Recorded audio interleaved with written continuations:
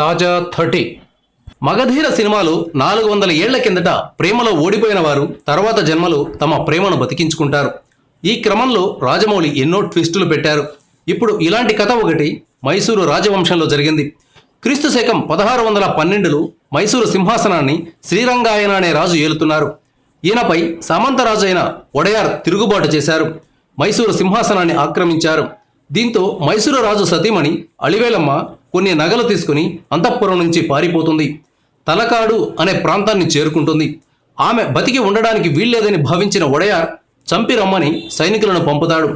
సైనికులు చుట్టుముట్టినప్పుడు తనకు చావు తప్పదని అలివేలమ్మ గ్రహిస్తుంది.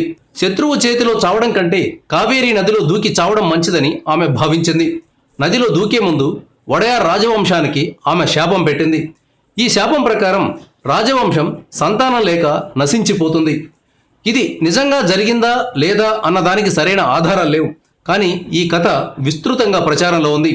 అలివేలమ్మ శాపం వల్ల కావచ్చు, మరో కారణం కావచ్చు, గత 400 సంవత్సరాలుగా ఒడయార్ రాజవంశంలో పిల్లలు పుట్టడం లేదు.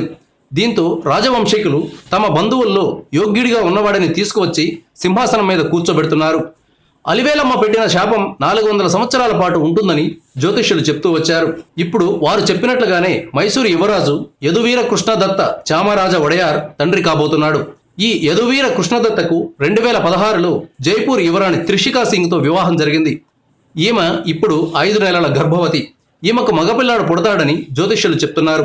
జ్యోతిష్యుల మాట నిజమవుతుందని, దసరా నాటికి పండంటి మగబిడ్డతో మైసూర్ ప్యాలెస్ కళకళలాడుతుందని భావిస్తున్నారు.